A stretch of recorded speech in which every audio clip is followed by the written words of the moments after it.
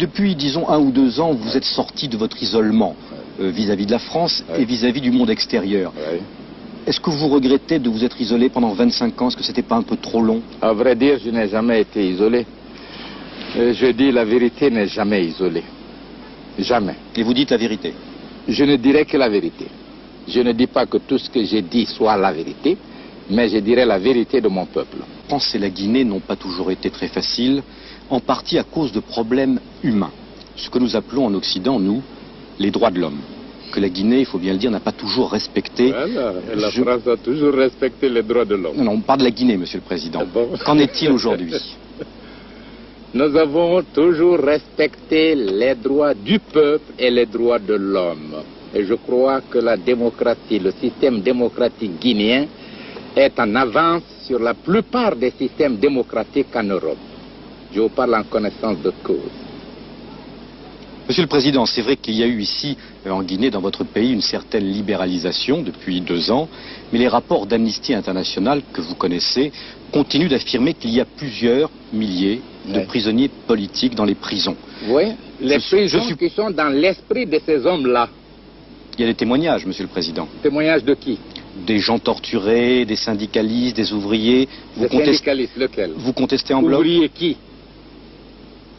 Je parle en connaissance de cause.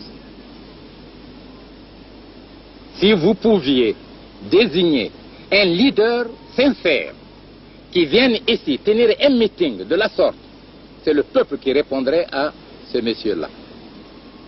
Pas le président de la Guinée. Je n'ai rien à cacher. On en veut à la Guinée pour avoir dit non au général de Gaulle au moment du référendum. La Guinée a assumé ses responsabilités en toute conscience. Et cette situation singulière a été exploitée dans le but d'isoler la Guinée. Sur ce plan, je n'ai de compte à rendre à personne qu'à mon peuple. Et vous savez, le peuple, quelle est sa position à l'égard de son régime. Monsieur le Président, pour donner peut-être plus de poids à ce que vous venez de dire, permettez-vous à une organisation internationale comme la Croix-Rouge de venir ici, chez vous, constater? La Croix-Rouge peut venir à tout moment. D'abord, nous ne sommes pas membres, mais je l'accepte.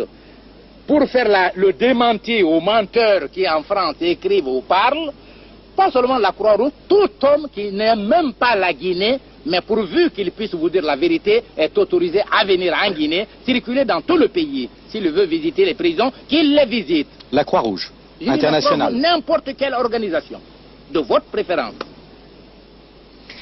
Monsieur le Président, autre problème épineux, vous attendez bien sûr, celui des Français qui ont disparu en Guinée. Comptez-vous, lors de ce voyage officiel, donner des assurances aux familles qui attendent en France, en tout cas c'est ce qu'elles disent, la vérité sur cette affaire? Je ne connais aucun Français qui ait perdu la vie en Guinée.